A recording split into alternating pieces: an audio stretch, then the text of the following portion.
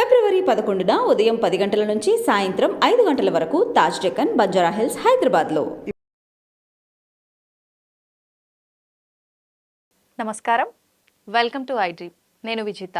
ప్రస్తుతం మనతో పాటు ఉన్నారు ప్రముఖ జ్యోతిష్య వాస్తు పండితులు, భారతీ శంకరాపీఠం వ్యవస్థాపకులు, వేదస్మార్త జ్యోతిష్య ఆగమ ధర్మశాస్త్ర ప్రతిష్టాంత పండితావర్యులు, బ్రహ్మశ్రీ అన్నవరపు తిరుపతి మూర్తి అవధాని గురుగారు మనతో పాటు ఉన్నారు. ఇప్పుడు గురుగారితో మాట్లాడదాం. నమస్కారం గురుగారు. ఓం శ్రీ మహాగణాధిపతయే నమః. గురుగారు, చాలా మంది పూనకాలు వచ్చినట్టుగా, అమ్మవారు వాళ్ళ పైకి వచ్చినట్టుగా బిహేవ్ చేస్తుంటారు. అది నిజంగా నిజమైన గురుగారు? మనమున్న ఈ కలియుగంలో అమ్మవారి దర్శనం అనేది సాధ్యపడది అంటారా? తప్పకుండా. ఓం మూలాధారే మహిమ్ని హుతవహ నయనీ మూలమంత్రీ త్రినేత్రీ హారాకేయూరవల్లీ అఖిల సుఖకరీ అంబికాయా శివాయా వేదే వేదాంతరూపీ వికటకటితటీ వీరతంత్రీ భవానీ సౌరీ సంసారయోని సకల గుణమయీ తేద్యశ్రీ ఐ నమస్తే. ఓం శ్రీమాత్రే నమః. కలియుగంలో అమ్మ దర్శనం మీరు చేసుకుంటారా?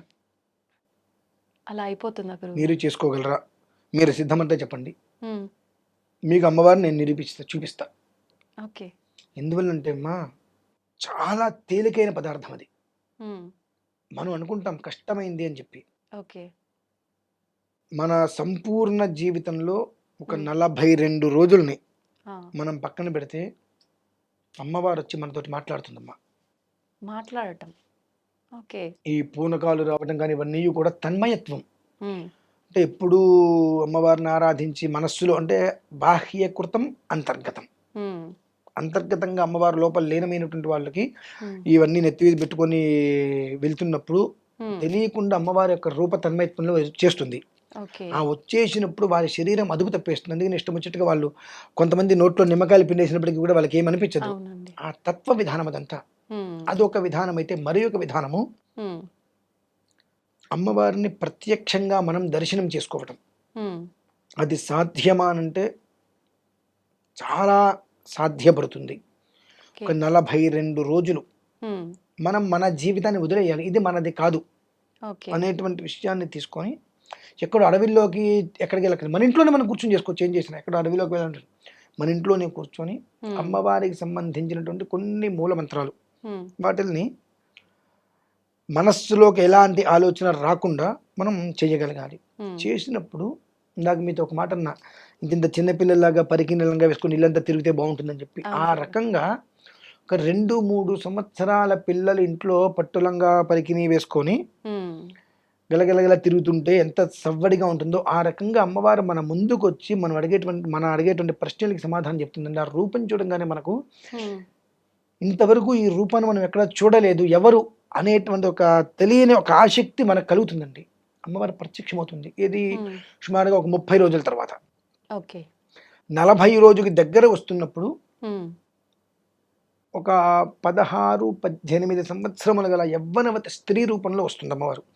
అంటే స్త్రీ అనుష్ఠానం చేసేటువంటి సమయంలో పురుషుని రూపంలో, మన్మధుడు రూపంలో అమ్మవారు వస్తుంది.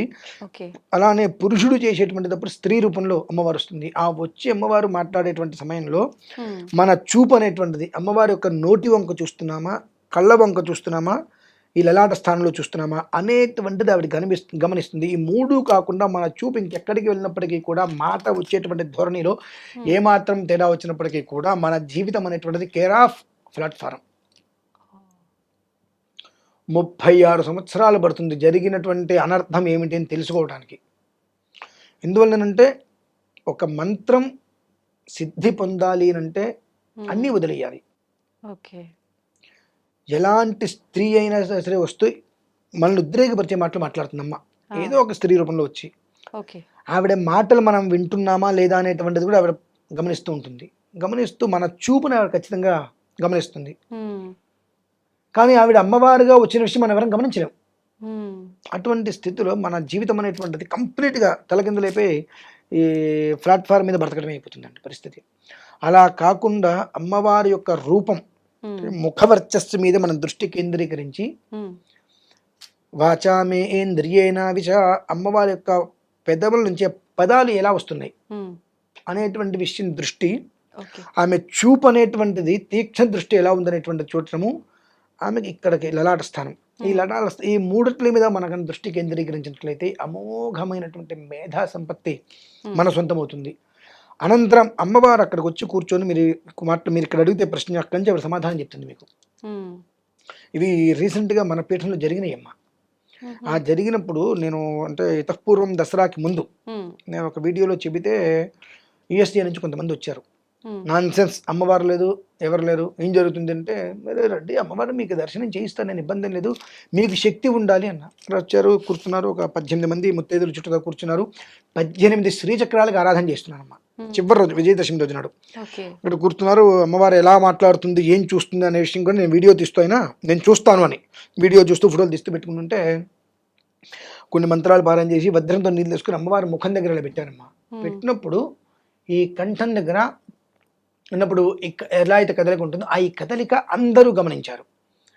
కదిలించినప్పుడు ఆయన ఫోటో తీసి ఒక్కసారి భయపడి ఇస్త్రీసాడు ఫోను.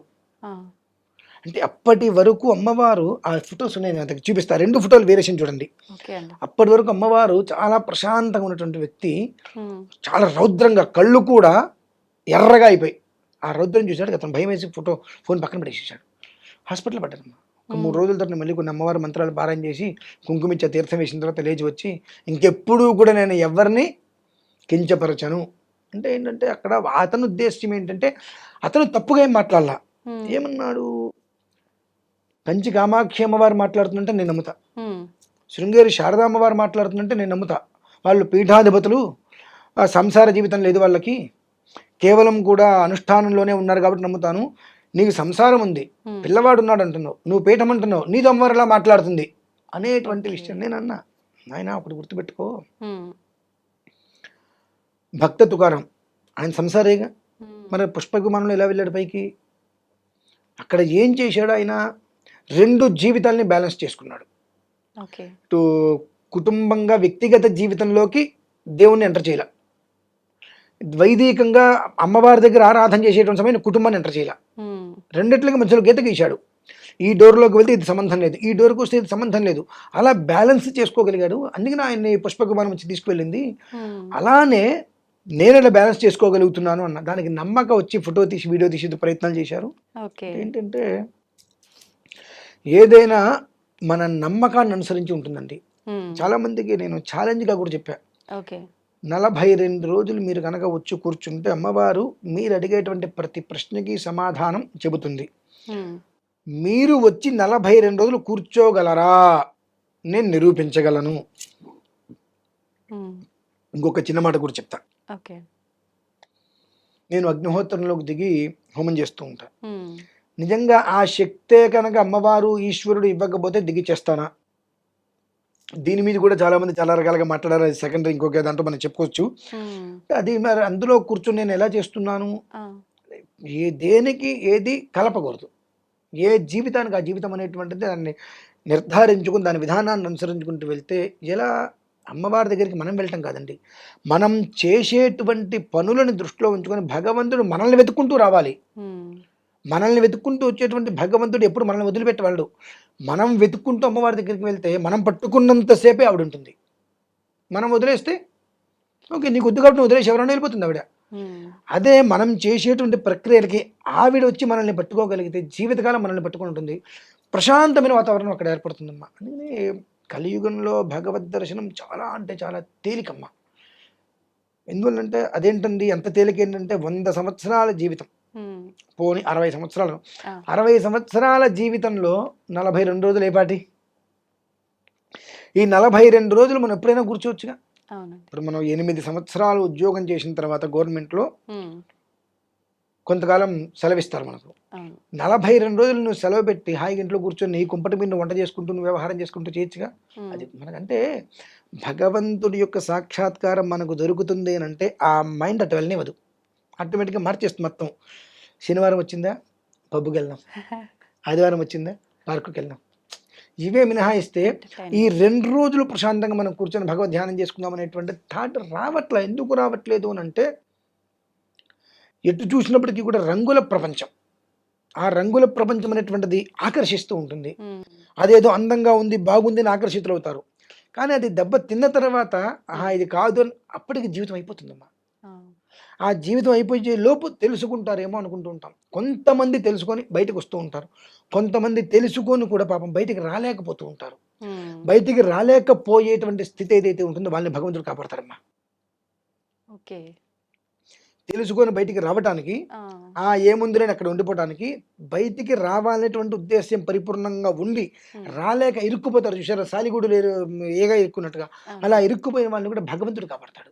ఏదో ఒక రూపంలో భగవంతుడు వస్తాడు, కాపాడతాడమ్మా. అది మాత్రం ఖచ్చితం, నమ్మాలి. అవును.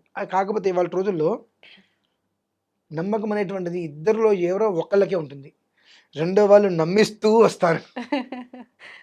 అది వాస్తవం అండి. ఇద్దరు కూడా నమ్మకంగా ఉన్నారంటే జీవితం వేరు. కానీ ఒకళ్ళు కంప్లీట్గా నమ్మితే ఇంకొకళ్ళు కంప్లీట్గా నమ్మిస్తూ వస్తారు. కాబట్టే ఏ ఒక్కళ్ళు కూడా కొంతకాలం మినహాయించి జీవితాన్ని స్నేహం కావచ్చు, వైవాహికం కావచ్చు, ఏదైనప్పటికీ కూడా భగవంతుడితో కూడా రిలేషన్షిప్ కంటిన్యూ ఎందుకు చేయలేకపోతున్నారంటే, ఇక్కడ ఇద్దరిలో ఎవరో ఒకళ్ళే నిజాయితీగా ఉన్నారు, రెండో మనిషి నిజాయితీగా లేరు. ఆ లేకపోవడం వలన భగవంతుడికి దూరం అవుతున్నారు, కుటుంబానికి దూరం అవుతున్నారు, అన్నిటికీ దూరం అవుతున్నారు. అంతే తేడా. మొత్తానికి భగవంతుని పైన నమ్మకం అయితే ఉంచాలి మనం. అంతే కదా. నమస్తే గురుగారు. పరమేశ్వరార్పణం.